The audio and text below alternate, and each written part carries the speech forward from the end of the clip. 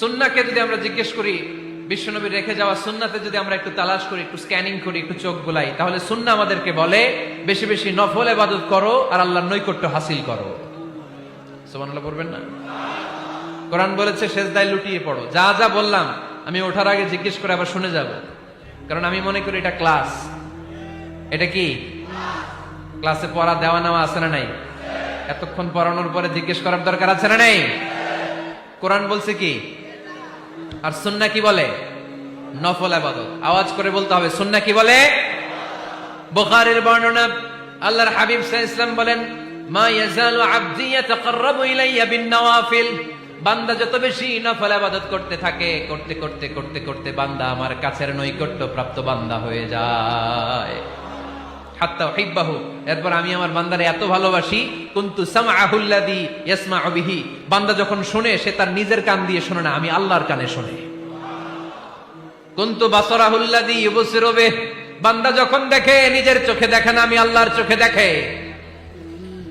ওয়া ইয়াদাহুল্লাযী ইয়াবতিশু বিহা, বান্দা যখন কিছু ধরে বান্দার হাতে ধরে না, আমি আল্লাহর হাতে ধরে। ওয়া রিজলাহুল্লাযী ইয়ামশি বিহা, বান্দা যখন হেঁটে যায় ওর নিজের পায়ে হাঁটে না, কেমন যেন আমি আল্লাহর পায়ে হাঁটে। আওয়াজ করে বলতে হবে আল্লাহু আকবার। মানে আল্লাহ বুঝাতে চাইলেন আমি তখন তার কান হয়ে যাই, আমি তখন তার চোখ হয়ে যাই, আমি তখন তার হাত হয়ে যাই, আমি তখন তার পা হয়ে যাই। আমার আর তার মাঝে আর কোনো ফারাক থাকে না, সে আমার একেবারে নিকটে চলে আসে। আওয়াজ করে পড়েন সুবহানাল্লাহ। তাহলে বান্দা যখন নফল ইবাদত করে তখন বান্দার হাত আর বান্দার হাত থাকে না, ওইখানে আল্লাহর হাত যুক্ত হয়ে যায়। বান্দার পা থাকে না, সেখানে আল্লাহর পা যুক্ত হয়ে যায়। বান্দা যখন দেখে নিজ চোখে দেখে না, আল্লাহর দৃষ্টিশক্তি সেখানে যুক্ত হয়ে যায়। চিল্লায় বলেন ঠিক কি না?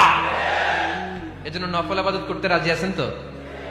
সুনানে তিরমিজির বর্ণনায় আল্লাহর হাবিব সাল্লাল্লাহু আলাইহি ওয়াসাল্লাম বললেন, হাদিসে কুদসি, কিয়ামতের দিন বান্দার যখন ফরজে ঘাটতি হবে, কিসে ঘাটতি হবে? ফরজে। আল্লাহ পাক বলবেন, উনজুরু হাল্লি আবদি মিন তাতাওয়ু, ও ফেরেশতারা দেখো তো আমার বান্দা নফল করছে কিনা। ফরজে যেহেতু তার ঘাটতি, দেখো তো আমার বান্দার কোনো নফল ইবাদত আছে কিনা। ফেরেশতারা বলবে আছে। আল্লাহ বলবেন তাহলে ফরজ গুলার যেহেতু ঘাটতি, নফল থেকে কিছু এনে ফরজে বসাই দিয়ে ওগুলোর ফরজ বানায় দাও। এজন্য নফল ইবাদতের দরকার আছে না নাই? ফরজ তো করাই লাগবে, এটা কম্পালসারি, এটার মাফ নাই, এটা অব্লিগেটরি। নফল করে আল্লাহর কাছে যাওয়া যায়। নফল হচ্ছে ওভারটাইম। নফল ইবাদত কেমন? আওয়াজ করে বলেন। তাহলে কোরআনের আলোকে আমরা জানলাম যে আল্লাহর কাছে যেতে হলে কি করতে হয়? সেজদা দিতে হয়। আর সুন্নাহর আলোকে আমরা জানলাম আল্লাহর কাছে যেতে হলে কি করার মাধ্যমে কাছে যেতে হয়?